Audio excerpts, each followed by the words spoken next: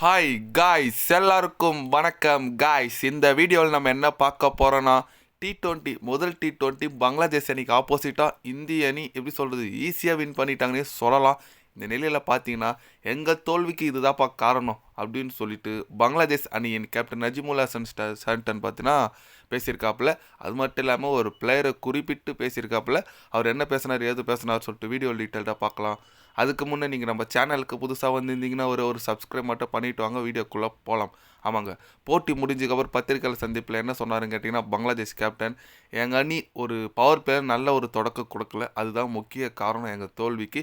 அதே போல் இந்திய அணி பந்து வீச்சாளர்கள் உண்மையாக நல்லா வீசினாங்க, அதில் எந்த விதமான சந்தேகமும் இல்லை. இருந்தாலும் நாங்கள் கூடுதலாக பவர் பிளே அடிச்சிருந்தா அந்த நல்ல இன்டென்ட்டோட கண்டிப்பாக நல்ல ஸ்கோருக்கு போயிருக்கோம். நாங்கள் எதிர்பார்த்த ஸ்கோரு 160 170 போனாலே கண்டிப்பாக இந்திய அணியை நாங்கள் கட்டுப்படுத்தலான்னு ஒரு முனைப்பில் தான் நாங்கள் பேட்டிங் ஆடினோம். பட் எங்கள் அணி வீரர்கள் ரொம்ப சொதப்பிட்டாங்க. முக்கியமாக ஹர்தீப் சிங் ரொம்ப பவர் பிளேயில் நல்லா போட்டார், அதனால தான் எங்களோட பவர் பிளேயில் ரன் அடிக்க முடியாமல் போச்சு. அதேமாதிரி பேட்டிங்கில் பார்த்தீங்கன்னா ஹர்திக் பாண்டியா சொல்லவே வேணாம், அவர் அசால்ட்டாக ஆட்டார். எப்படி சுலபமாக ரன் அடிக்கிறாரு, அவர் எப்படி தான் அவர் ஆடுறாருன்னு தெரியல. இருந்தாலும் எங்களோட தப்பு இந்த அணி என்ன தப்பு பண்ணிச்சோ கண்டிப்பாக அடுத்த போட்டியில் நாங்கள் அதை பண்ண மாட்டோம். நல்ல ஒரு அணியாக வந்து நாங்கள் அடுத்து 2வது T20 போட்டியை வெற்றி பெற எங்கள் முனைப்போடு நாங்கள் களமிறங்கும், வெயிட் பண்ணுங்க அப்படின்னு சொல்லிட்டு Bangladesh captain பேசியிருக்காப்புல.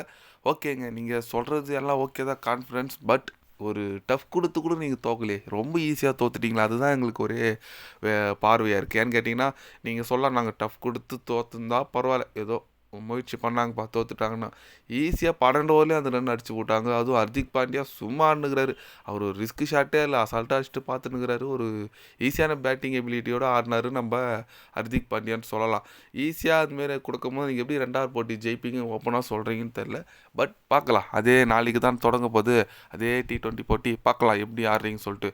But India first batting எடுக்கணுங்க. ஃபஸ்ட்டு பேட்டிங் எடுத்து எவ்வளோ அடிக்குதுன்னு நம்ம பார்க்கணும். ஏன்னா நம்ம இளவீரர்களான பேட்டிங் எபிலிட்டி நம்ம டெஸ்ட் பண்ணணும். ஏன்னா அபிஷேக் சர்மா, சஞ்சு சாம்சன் ஓப்பனிங்கு, அப்புறம் சூரியகுமார் யாதவ், ஹர்திக் பாண்டியா, நிதிஷ்குமார் ரெட்டி, ரியான் பராக் சொல்லிட்டு நல்ல யங் டீமாக இருக்காங்க. அதனால் அவங்களோட பேட்டிங் எபிலிட்டி எப்படி இருக்குதுன்னு செக் பண்ணணும், போலிங் செக் பண்ணணும். சூப்பராக இருக்குது. மயங்க் யாதவ், ஹர்தீப் சிங், வருண் சக்கரவர்த்தி, வாஷிங்டன் சுந்தர் சொல்லிட்டு சூப்பரான ஒரு போலிங் எபிலிட்டி காமிச்சாங்க.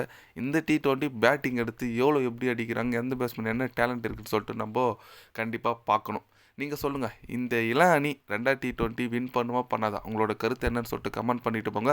நம்ம பங்களாதேஷ் கேப்டன் ஷாந்தோ பேசியிருக்காப்புல, அது குறித்து நீங்கள் என்ன நினைக்கிறீங்கன்னு சொல்லிட்டு அதுவும் ஒரு கமெண்டில் சொல்லிட்டு போங்க. இது போன்ற ஸ்போர்ட்ஸ் யூஸாக தெரிஞ்சுக்கணுன்னா சேனலை சப்ஸ்கிரைபர் லைக் ஒன்று பண்ணிக்கோங்க. கண்டிப்பாக கிரிக்கெட் பற்றி day by day channel update வரும். மறக்காமல் சப்ஸ்கிரைப் மட்டும் கொஞ்சம் பண்ணி வச்சுக்கோங்க. நன்றி, வணக்கம்.